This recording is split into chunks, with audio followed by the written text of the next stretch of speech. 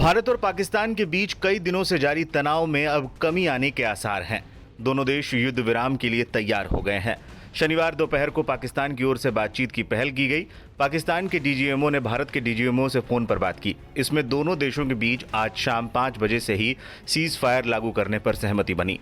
अमेरिकी राष्ट्रपति Donald Trump ने सबसे पहले इस युद्ध विराम की जानकारी देते हुए ट्रुथ सोशल पर एक पोस्ट शेयर किया और दावा किया कि भारत और पाकिस्तान में हुए इस सीज फायर में अमेरिका ने मध्यस्थता निभाई। युद्ध विराम तत्काल प्रभाव से लागू हो गया।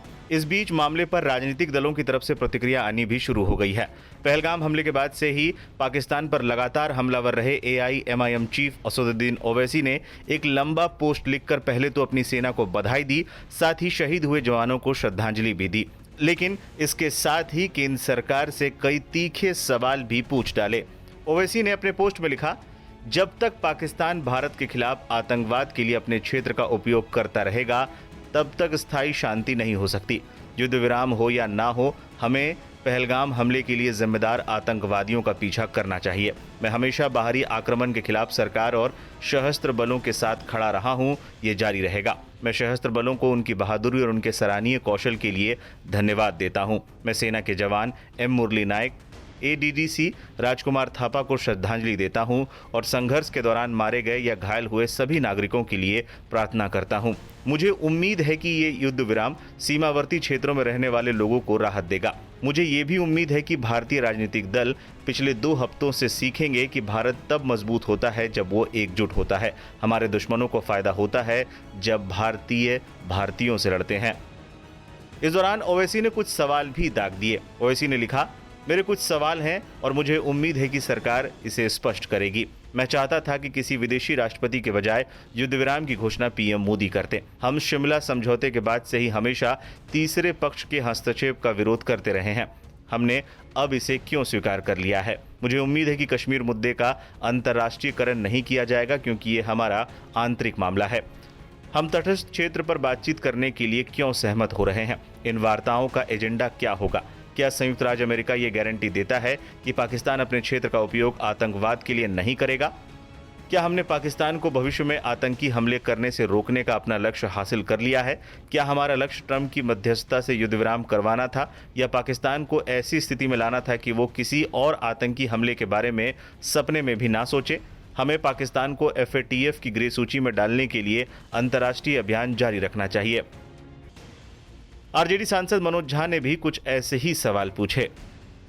देखिए, मेरा एक तो स्पष्ट मानना है कि हिंदुस्तान ने पूरे इतिहास उलट के देखिए, कभी हमने युद्ध नहीं, कब युद्ध में हम घुसे नहीं, हम पर थोपा गया।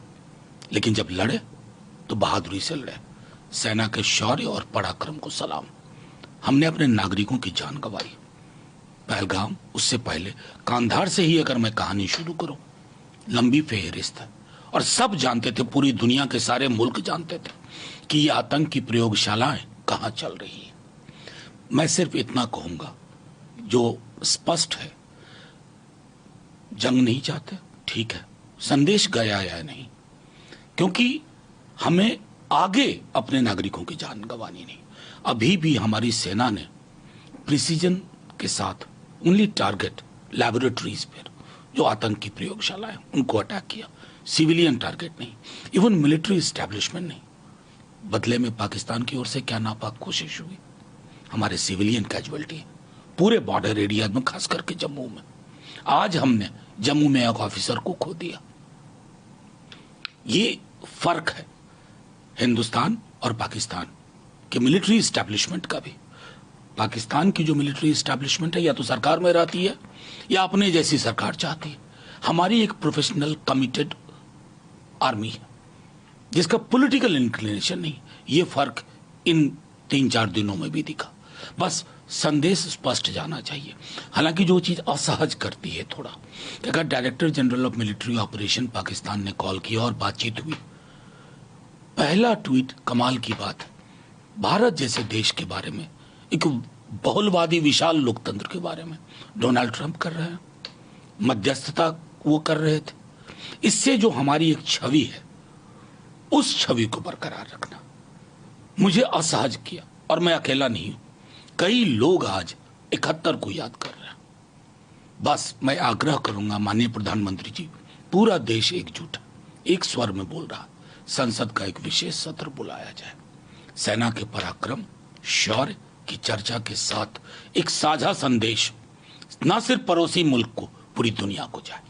सर कि 12 तारीख को दोबारा बैठक होगी, बिना किसी कंडीशन के सीज़फायर हुआ है, इंडस वाटर ट्रीटी सस्पेंड रहेगी? नहीं, वो सारी चीजें एक लाइन में कही गई है कि किसी और मुद्दे पे बात नहीं होगी। 12 तारीख को 12 बजे ये ब्रीफिंग हमारी ऑफिशियल है। मामले को लेकर लगातार प्रतिक्रियाएं सामने आ रही हैं। का स्वागत करते हैं। सीज़फायर होना चाहिए था, क्योंकि जो आम आदमी है, मासूम लोग हैं, वही बेचारे मारे जाते हैं। लेकिन पाकिस्तान को ये सोचना चाहिए कि इसकी वजह क्या, ये लड़ाई की वजह क्या थी। 26 हमारे नागरिकों को मारा गया, बेरहमी से मारा गया। जब तक पाकिस्तान ये काम बंद नहीं करेगा, तब तक ये तनाव रहेगा। और सीज़फायर हुआ है, अच्छी बात है, लेकिन आगे से इस किस्म की घटना नहीं होनी चाहिए। चंद मिनट पहले गवर्नमेंट ऑफ इंडिया के स्पोक्समैन के तरफ से जो भारत और पाकिस्तान के दरमियान दोबारा सीज़फायर को कायम करने का जो ऐलान हुआ, उसका मैं दिल की गहराइयों से खैर मकदम करता हूं। देर आए दुरुस्त आए, 2-3 दिन पहले आया होता तो शायद जो खून खराबा हमें देखने को मिला, जो कीमती जानें हमने गंवाई, वो कीमती जानें आज महफूज होती। लेकिन चलिए, आखिरकार पाकिस्तान के डीजीएमओ ने फोन उठा के हमारे डीजीएमओ से बात करके दोबारा सीज़फायर जम्मू कश्मीर और बाकी इलाकों में कायम किया। अब मौजूदा जम्मू कश्मीर की हुकूमत की अब जिम्मेदारी बनती है कि जहां जहां नुकसान हुआ है, नुकसान का हम मुआयना करें, असेसमेंट करें डैमेज, और उस नुकसान का जो है लोगों को हम रिलीफ पहुंचाना शुरू करें। जहां जहां लोग जख्मी हैं उनका ठीक तरह से इलाज हो, उन्हें भी गवर्नमेंट स्कीम के तहत रिलीफ मिले। और जैसे आज सुबह ऐलान हुआ है, जहां जहां कीमती जानें गई हैं उन लोगों को हम वापस नहीं ला सकते, लेकिन कम से कम उनके गम में शरीक होकर उन घरों को हम थोड़ा सा रिलीफ पहुंचाने का काम करेंगे।